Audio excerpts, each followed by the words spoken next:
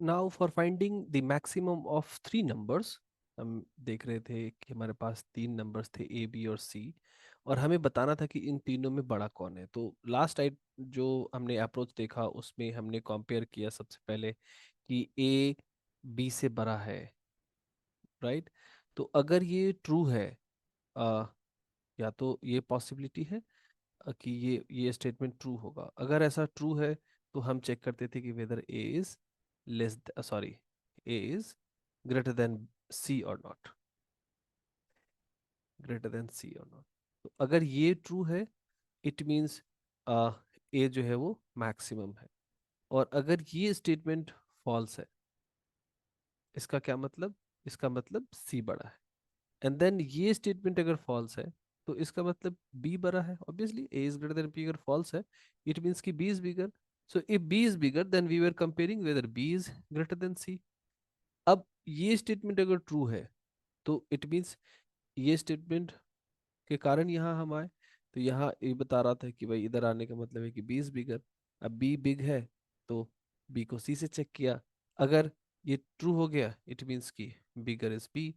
अगर ये statement false हो गया तो bigger is C. So this is the basic ladder that we have seen. अभी जो नेक्स्ट हम चेक करने जा रहे हैं ना, वो व्हाई नॉट टू रिकॉम्बाइन। ये दो स्टेटमेंट हैं, अगर ये दोनों ही स्टेटमेंट, ये देखो ना, दोनों ही ट्रू हो जाते हैं तो हमें ये मिलता है।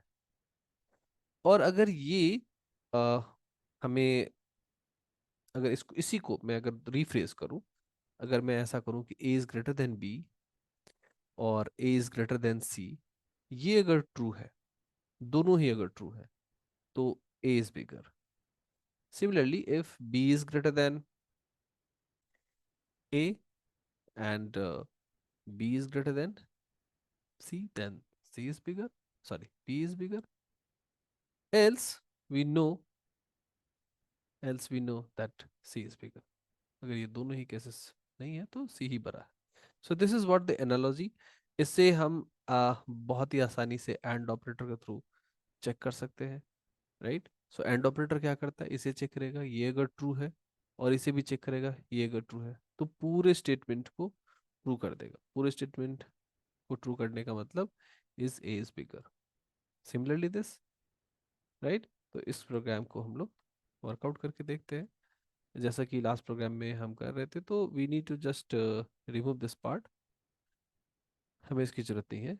Now we just write if block के अंदर हम लिखेंगे A is greater than B and A is greater than C. So in this case we could, sorry, in this case we could print that a is maximum, right? सो ये हम कर सकते हैं। अभी हम ना एल्स में चेक करेंगे कि एल्स इफ का यूज करेंगे। ये एल्स इफ का ब्लॉक है, और इसमें हम कंडीशन रखने जा रहे हैं if B is greater than A and B is greater than C. अगर ऐसा कंडीशन है हमारे पास तो इट मीन्स कि बी इज बिगर। और एल्स पक्की बात है, अगर ऊपर के दोनों केसेस सेटिस्फाई नहीं हो रहे हैं, दैट मीन्स कि सी जो है वो इन दोनों से बड़ा है। और कोई सिनारियो हो ही नहीं सकता, यही तीन सिनारियो हो सकते। तो एलसिफ कभी कभार काम को बहुत ही आसान कर देता है। और जो कॉम्प्लेक्सिटी थोड़ी सी लग रही थी हमें लास्ट प्रोग्राम में, अगर आप पीछे जाकर देखो कि ये इसे समझने में भी, समझदारी में भी थोड़ी सी प्रॉब्लम थी। इसके बाद वो तो, हालांकि ये बहुत ही फेमस है एलसिफ नेस्टिंग, ये बहुत ही पॉपुलर है, बहुत कन्वीनियंट भी होता है बहुत टाइम पे, but depending on scenario. But I feel कि ये प्रॉब्लम जो है इसके लिए तो ये वाला solution is very good, very decent and very straight forward.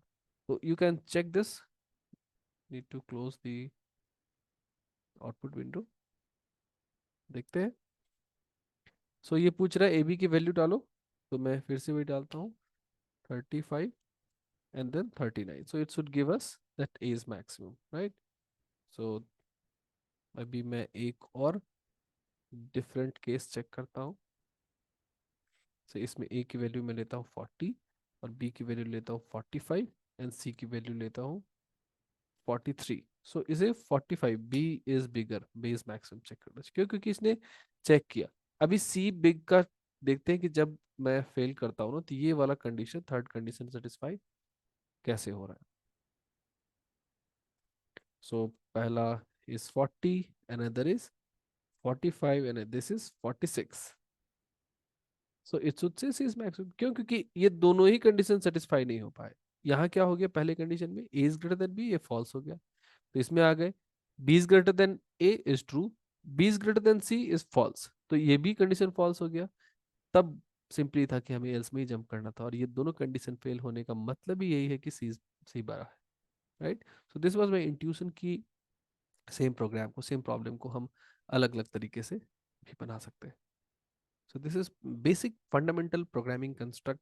मैं इसलिए बता रहा हूँ ताकि आप ये समझो कि किसी भी प्रॉब्लम को वो आप लॉजिकल डेरिवेशन आपका सही होना चाहिए, फिर आप उसे अपने तरीके से बना सकते हो, कोई प्रॉब्लम नहीं।